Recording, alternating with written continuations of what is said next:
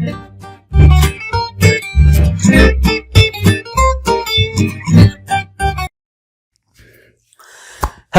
बच्चों आज हम करेंगे ट्रांजैक्शंस एंड कॉन्करेंसी कंट्रोल के अंदर काफी इंपॉर्टेंट टॉपिक है जिसका नाम है serialisability and testing of serialisability.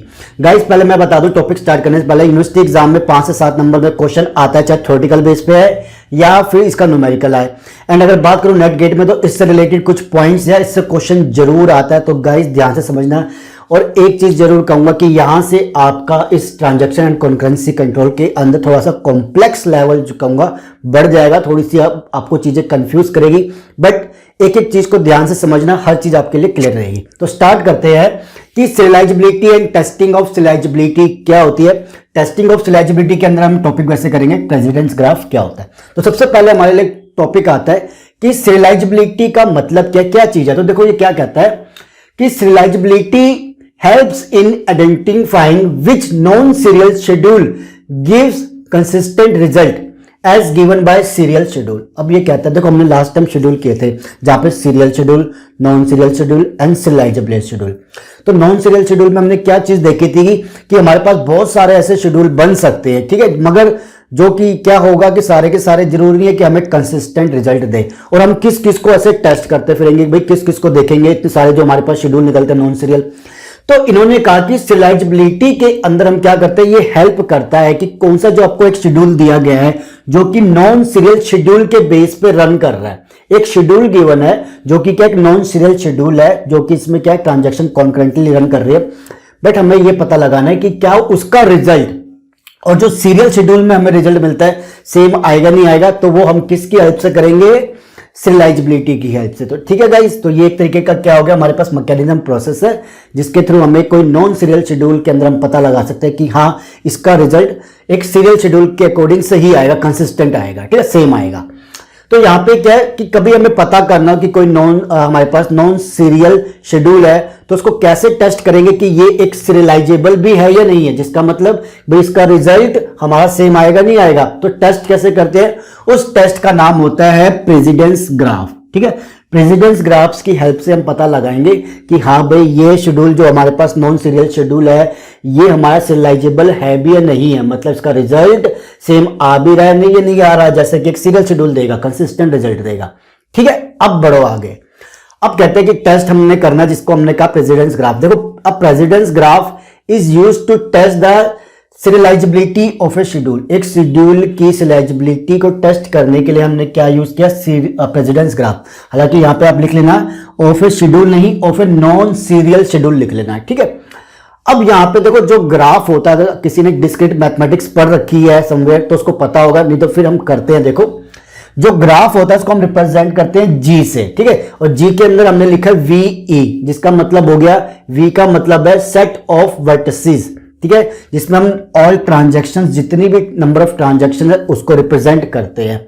और ई का मतलब होता है सेट ऑफ एजेस, यानी कि एजेस का मतलब क्या होता है, लाइन लगाना। तो एक ट्रांजैक्शन से दूसरे ट्रांजैक्शन की तरफ एज लगा देना, ठीक है, इसको हम रिप्रेजेंट करते हैं जी वी कोमा ई से। ओके गाइस, अभी इसको अच्छे समझेंगे, बट प्लीज जब न्यूमेरिकल करें तब ध्यान से करना। अब देखो क्या कहता है कि अगर जब हमें एज लगानी होती है किसी ट्रांजैक्शन से दूसरी ट्रांजैक्शन पे, मतलब हम जब ग्राफ बना रहे होते हैं प्रेसिडेंस ग्राफ, तो उसमें हमें जब एक ट्रांजैक्शन से दूसरी ट्रांजैक्शन पे एज लगानी होती है तो उसके लिए 3 कंडीशन देखनी पड़ती है, तभी हम एज लगाएंगे, अदरवाइज कोई एज नहीं लगाएंगे। 3 कंडीशन क्या है कि मान लो कि ट्रांजैक्शन 1 है और ये ट्रांजैक्शन 2 है, मुझे इनके बीच में एज लगानी है। तो 3 कंडीशन है मेरे पास कि अगर T1 राइट ऑपरेशन कर रहा है किसी वेरिएबल क्यू पे, वेरिएबल यहां पे क्या क्यू पे, अगर T1 राइट ऑपरेशन परफॉर्म कर रहा है क्यू पे, देन सब्सिक्वेंटली T2 भी क्या कर रहा है, रीड ऑपरेशन कर रहा हो क्यू पे, मतलब एक राइट कर रहा है और उसके आगे दूसरी ट्रांजैक्शन है वो रीड कर रही है उसी वेरिएबल पे, तो मैं एक एज लगा दूंगा, ठीक है जी। अब आता है कि T1 अगर रीड कर रहा हो क्यू को और T2 क्या कर रहा है, राइट कर रहा हो, अपोजिट हो गया ना, तो क्या होगा, तब भी एज लगा दूंगा। भैया पहले मैं राइट कर रहा था फिर रीड कर रहा था, तब भी एज लगानी है। अगर ये पहले रीड कर रहा है और दूसरा फिर राइट कर रहा है तब भी एज लगा दूंगा, बट ध्यान से मेरा वर्ड सुनना, क्या, सेम वेरिएबल पे। ओके गाइस, देन आता है कि अगर एक राइट कर रहा है और दूसरा राइट कर रहा है, दोनों राइट कर रहे हैं एक ही वेरिएबल पे, तब भी मैं एज लगा दूंगा। ठीक है, तो इन 3 कंडीशन के बेस पे मैं एज लगाऊंगा। एज कब नहीं लगाऊंगा?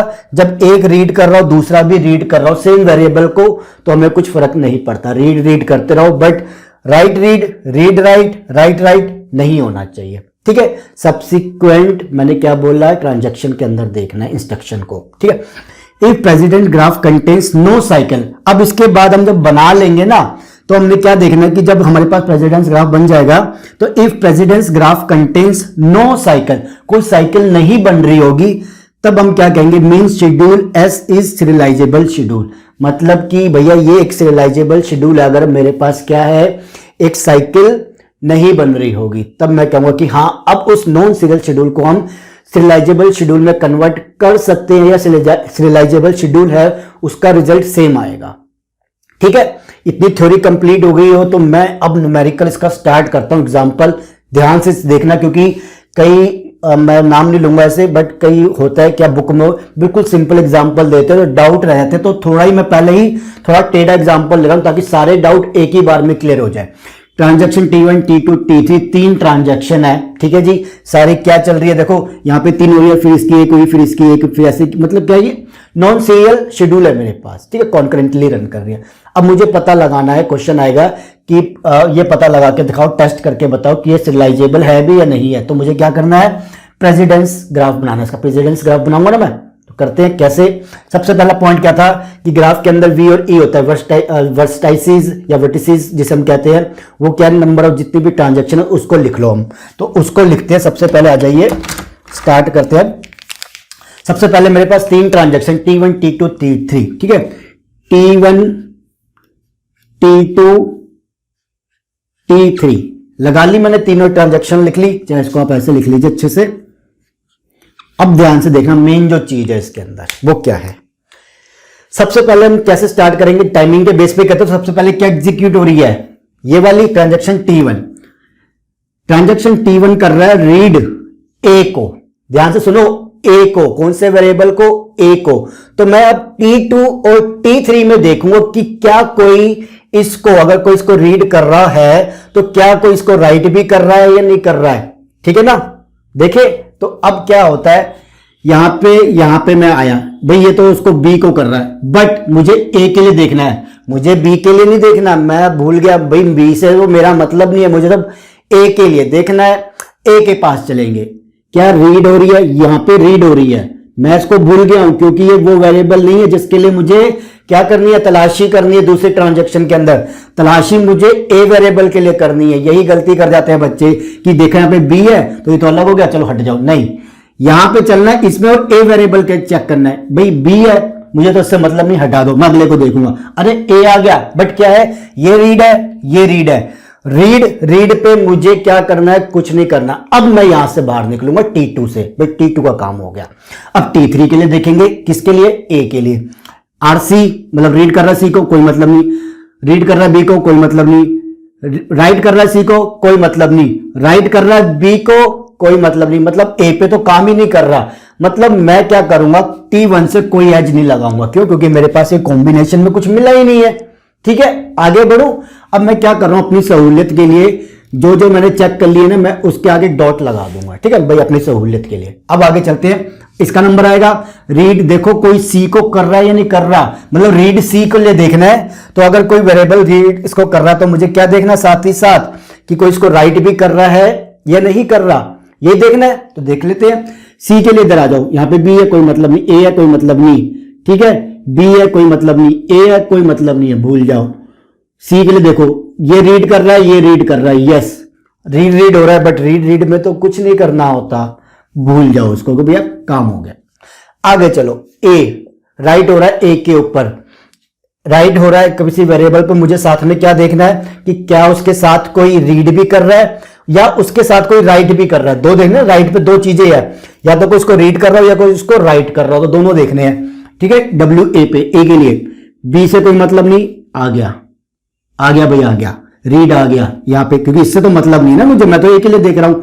इस पे देखो, अरे मिल गया, रीड मिल गया। अब क्या करे, लाइन लगा दो, एज लगा दो T1 से T2 पे, T1 से T2 पे आ गई एज। तो मैंने क्या कहा कि ये जो थी ना मुझे एक एज दे रही थी, मैंने एक एज अपने लिए लगा ली T1 से T2 पे। ओके, अब इसके लिए देखो, इसको छोड़ना नहीं है कि इसमें देख लिया और भूल जाए दूसरे को, नहीं, जितनी भी ट्रांजैक्शन होती सब में चेक करते एक करके। ए के लिए देखना है कोई रीड या कोई राइट ऑपरेशन है, सी बी, ये तो ए पे काम ही नहीं कर रहा तो भूल जाओ भाई। T3 के लिए तो T1 का कोई रोल ही नहीं बन रहा, T1 से T2 पे जा रहे हैं इस चीज के लिए। आगे चले, अब देखो अब किसका नंबर आएगा, रीड बी का। बी के ऊपर देखना, बी वेरिएबल पे कोई काम हो रहा है, इधर आएंगे, ठीक है।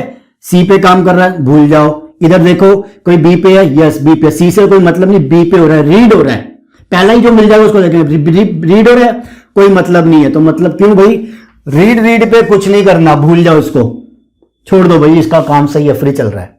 आगे चलते हैं, अब इधर आ जाएगा सी पे, राइट हो रहा है, राइट में दो चीजें देखनी होती है, या तो रीड कर रहा हो या कोई और राइट भी कर रहा हो। तो कोई सी को देखो, इधर ए हो गया, बी हो गया, ए हो गया, सी इधर आगे, इधर से इधर का देखेंगे, सी यस। T2 पे यहां पे क्या है, T1 से मेरे पास रीड राइट हो रहा है और T3 उस पर रीड भी कर रहा है, तो T1 से T3, T1 से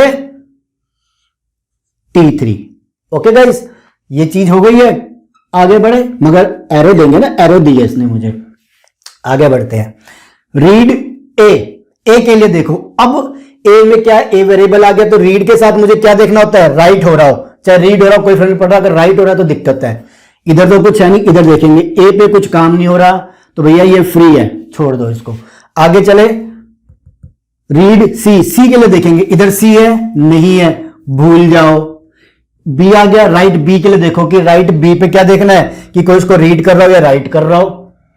इधर देखो रीड कर रहा है, यस। ये क्या है मेरे पास, ये वाली एक एरो दे रही है, एक एज बना रही है T2 से T3 पे। T2 से ध्यान से लगाना, कभी उल्टी लगा दो, ये जरूर देखना कि कहां से किधर बन रही है, रीड T2 से T3 पे बन रही है। ओके गाइस, आगे बढ़ू। अब आई थिंक आपको क्लियर हो रहा होगा, सारे डाउट भी क्लियर हो रहे होंगे कि कैसे हमें देखना होता है और किसको स्किप करना होता है, वो बहुत जरूरी है। रीड पे आ जाओ, अब इस पे रीड करना है मुझे बी को, बी वेरिएबल को। इधर आओ, ए पे हो रहा है, छोड़ दो, इधर कुछ है ही नहीं, भूल जाओ। अपने में खुद दोबारा चेक नहीं करना, अंदर जाके कभी अपने में भी चेक करने बैठ जाए कि T3 अरे ये तो कर रहा है, ये तो कर रहा है, तो राइट कर रहा है, पकड़ लो उसको, नहीं, दूसरों में देखना है। रीड बी को देखो, बी पे कोई रीड के साथ क्या होना चाहिए, राइट ऑपरेशन होना चाहिए, है कोई, इधर नहीं है, भूल जाओ। तो यानी कि ये चीज फ्री हो गई, कुछ नहीं दे रही। अब WC यानी W के साथ क्या देखूंगा, रीड भी देखूंगा, राइट भी देखूंगा। यहां पे तो A है, C तो कुछ है नहीं, खत्म कर दो। A के साथ वेरिएबल पे W है, राइट हो रहा, मतलब रीड भी देखूंगा और राइट भी देखूंगा। क्यों, W राइट के साथ रीड भी देखते हैं और राइट भी देखते हैं। इधर तो B है, तो इसको भी भूल जाओ। ये W भी अकेला है, तो उसको तो क्या देखेंगे, आखिरी बार तो बिल्कुल अकेला ही रहेगा, तो उसको भूल जाओ। अब मेरे पास ये क्या बना, प्रेसिडेंस ग्राफ बन गया। ओके गाइस, साइकिल देखे, अब मैं कहीं से भी गाड़ी स्टार्ट करूं, साइकिल का मतलब क्या, तो घूम के वहीं पे आ जाऊंगा, सर्कल बनना चाहिए। मैं कहीं से भी गाड़ी स्टार्ट करूं, मान लो T3 से किया, T3 से मैं इधर गया, एरो तो इधर है, एरो तो इधर है, नहीं बन रहा, चलो मैं अब इससे करता हूं, किसी एरो से T1 से करता हूं, T1 से T2 पे जा सकता हूं, यस। फिर T2 से T3 पे आ सकता हूं, क्या मैं आ सकता हूं, क्या T3 से T1 पे जा सकता हूं, नहीं जा सकता हूं, एरो इधर है, जिसका मतलब आप T1 से T3 आ सकते हो, T3 से T1 नहीं जा सकते। एक साइकिल यहां आके रुक गई है मेरी, तो ये साइकिल नहीं बना रही, तो अगर साइकिल नहीं बना रही, which means S is serialisable, ये एक सीरियलाइजेबल है, ठीक है भाई। साइकिल नहीं बन रही ना, तो सीरियलाइजेबल है, जिसका मतलब कि यस, मैं इसको आगे जाके कन्वर्ट कर सकता हूं, मतलब ये मुझे रिजल्ट देगा, कौन सा, जो सीरियल शेड्यूल देता है, कंसिस्टेंट रिजल्ट देगा। बट वो आने वाली वीडियो में देखेंगे कि कैसे देगा, ऐसे नहीं कि इसको उठाया और बिल्कुल ऐसे कर दिया तो दे देगा, हो सकता है दे भी दे, बट ऐसे नहीं। इसके मेथड होते हैं, इसके टाइप होते हैं सीरियलाइजेबिलिटी के अंदर, जो हम देखेंगे आने वाली वीडियो में, जहां पे हम नाम नहीं बताऊंगा अभी। क्यों, क्योंकि अगली वीडियो में पहले मैं आपकी प्रैक्टिस जरूर कराऊंगा, क्योंकि 5-7 नंबर की बात है गाइस। मैं चाहता हूं एक क्वेश्चन और करेंगे प्रैक्टिस के तौर पे, जहां पे हम क्या करेंगे, यहां पे तो साइकिल बनी नहीं, बट वहां पे एक एग्जांपल लूंगा जहां पे साइकिल बनेगी, फिर वहां पे डिस्कस करेंगे कि अब आगे क्या करना चाहिए। जब साइकिल नहीं बनती, जिसे हम कहते हैं सीरियलाइजेबल है, तो मेरे पास अब क्या टेक्निक है उसको कन्वर्ट करने की, ठीक है गाइस। तो अगली वीडियो में लेंगे एक एग्जांपल जहां पे बनेगी हमारी एक साइकिल। तो गाइस, वीडियो अच्छी लगे तो like and share, channel subscribe, और प्लीज कुछ करो ना करो तो इसकी प्लेलिस्ट जरूर फॉलो कर लेना, लिंक डिस्क्रिप्शन में है। Thank you.